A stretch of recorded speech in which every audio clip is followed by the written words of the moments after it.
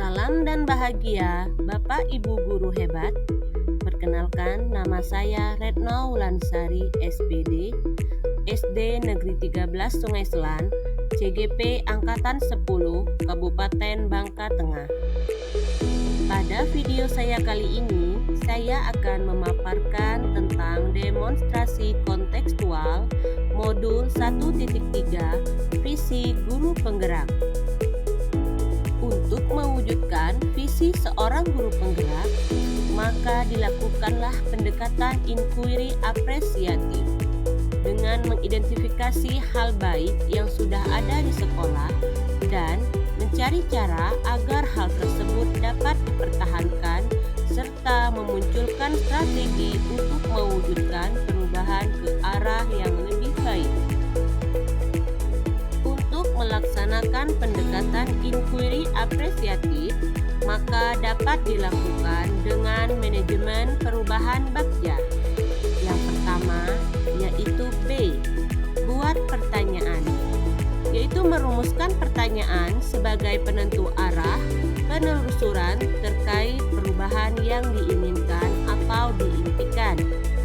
Yang kedua adalah A, ambil pelajaran, yaitu mengumpulkan berbagai pengalaman positif yang telah dicapai di kelas maupun di sekolah, serta mengambil pelajaran dari hal-hal positif tersebut. Yang ketiga yaitu G, gali mimpi, menyusun narasi tentang kondisi ideal apa yang diimpikan dan diharapkan terjadi dalam pembelajaran.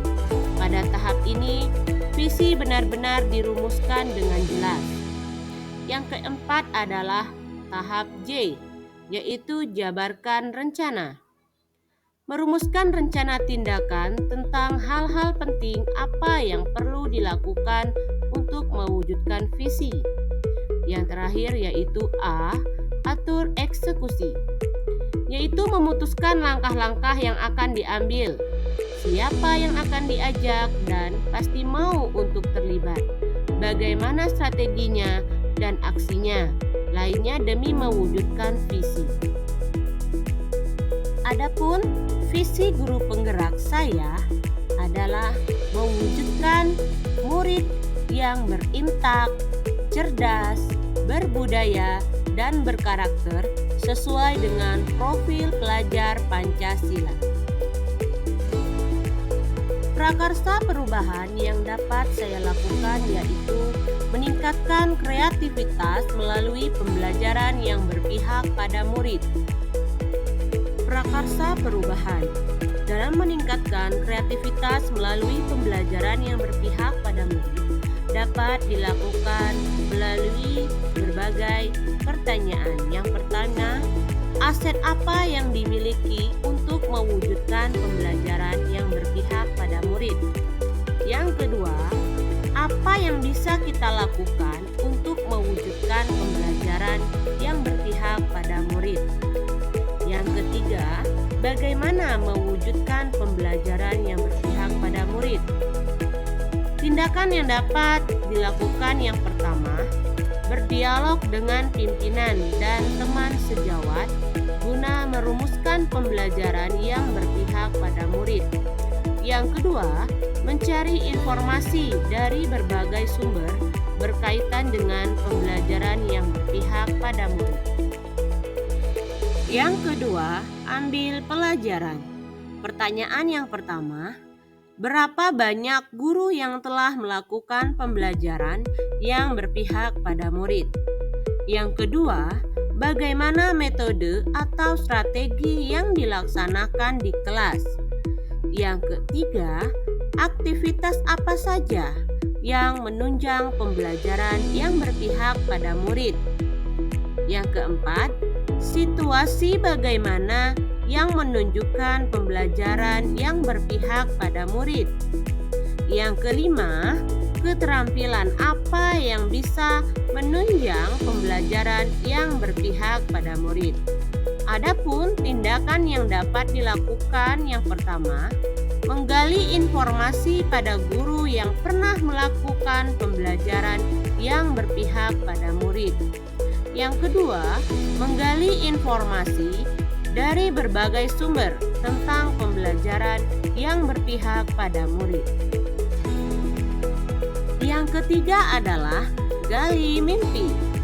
Pertanyaan yang dapat dilakukan adalah, apakah kebiasaan-kebiasaan baru yang saya bayangkan jika pembelajaran yang berpihak pada murid telah berjalan baik? Yang kedua, apa hal-hal baru yang bisa dilakukan setelah melakukan pembelajaran yang berpihak pada murid? Yang ketiga, sumber daya apa saja yang akan tersedia untuk melakukan pembelajaran yang berpihak pada murid? Adapun tindakannya adalah, yang pertama, membuat gambaran atau narasi diri saat melaksanakan pembelajaran yang berpihak pada murid. Yang kedua, memajang dokumentasi atau hasil belajar siswa dalam pembelajaran yang berpihak pada murid melalui website sekolah, media sosial, atau mading hasil karya siswa. Yang keempat adalah jabarkan rencana. Pertanyaan pertama, apa langkah paling sederhana yang bisa dilakukan dalam pembelajaran yang berpihak pada murid? Yang kedua, berapa lama target untuk melaksanakan pembelajaran yang berpihak pada murid? Yang ketiga, bagaimana mengukur kemajuan dan melanjutkan pembelajaran yang berpihak pada murid? Yang keempat, bagaimana cara untuk saling memotivasi pembelajaran yang berpihak pada murid? Adapun tindakan yang dapat diambil adalah, yang pertama, membuat capaian yang realistis pembelajaran yang berpihak pada murid setiap minggu. Yang kedua, membuat catatan target yang akan dicapai per minggu dan memajangnya di ruang guru atau ruang kelas. Yang ketiga, meminta pimpinan atau teman sejawat saling memotivasi dan memberi umpan balik pelaksanaan pembelajaran yang berpihak pada murid. Tahapan yang terakhir adalah atur eksekusi. Pertanyaan pertama, siapa saja yang akan dilibatkan dalam mewujudkan rencana ini? Apa saja peran pimpinan, guru, dan murid dalam pembelajaran yang berpihak pada murid? Yang ketiga, siapa yang bertanggung jawab memonitor agar pembelajaran senantiasa berpihak pada murid? Adapun tindakan yang dapat dilakukan, yang pertama, menyusun kelompok kerja dan deskripsi tugas setiap anggota. Siapa melakukan apa di mana? Yang kedua, menentukan jadwal eksekusi dan tenggat untuk penyelesaian tugas-tugas. Yang ketiga, memasang pengingat di ruang guru atau ruang kelas untuk melakukan pembelajaran yang berpihak pada murid. Salam dan bahagia, Bapak Ibu guru hebat. Salam guru penggerak.